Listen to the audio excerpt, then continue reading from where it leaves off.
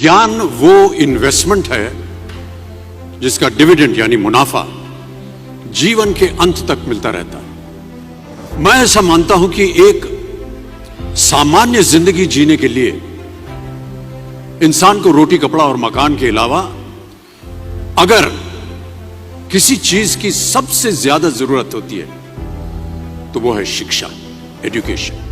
आपके पास यदि धन है तो आप उसे गोल्ड में कन्वर्ट कर सकते हैं। धन हो या सोना, दोनों के कम होने का या खो जाने का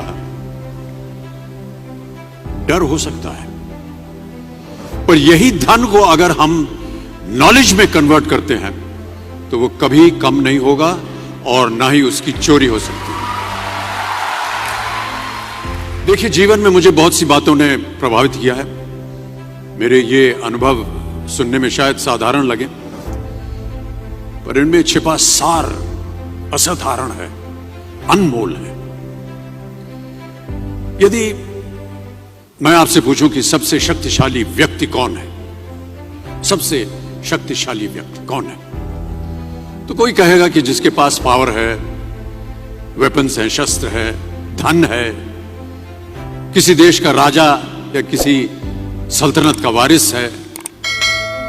मेरा ऐसा मानना है कि वेपन्स, मनी किसी को पावरफुल नहीं बनाते, या अगर बनाते भी हैं तो कुछ समय के लिए ही बना पाते हैं। दौलत आज होगी, कल नहीं। शस्त्र का ज्ञान तभी तक काम आएगा जब तक वो शस्त्र चल सकता है। Once it is used it becomes absolute. पर शास्त्र का ज्ञान कभी नहीं रुकता। Knowledge can never be obsolete. शास्त्र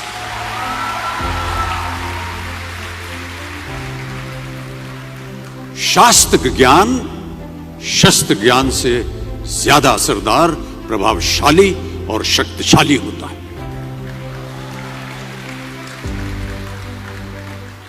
अब देखिए, एक राजा ने कितने राज्यों पर विजय प्राप्त की, कौन कौन से शस्त्रों का इस्तेमाल किया, कितने सैनिक थे, यह शायद आपको याद न हो, पर जीरो की खोज किसने की, बल्ब का आविष्कार किसने किया, राष्ट्रगान किसने लिखा, ओथेलो मैकबेथ की रचना किसने की, ये आपको जरूर याद रहेगा।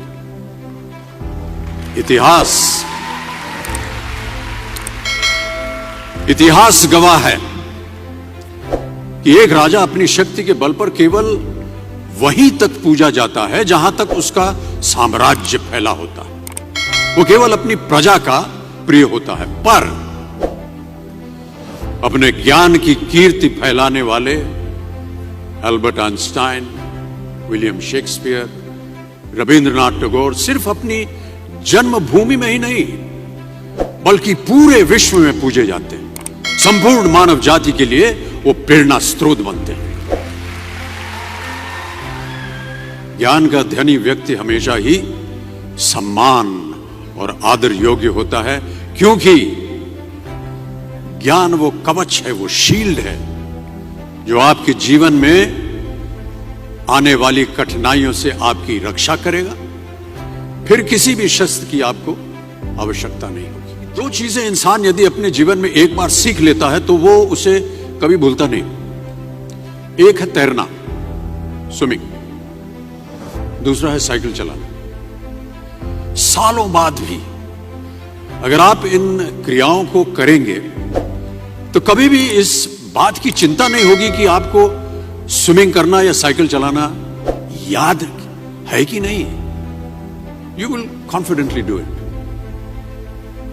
काश कि हम पढ़ाई भी इसी नजरिए के साथ करें,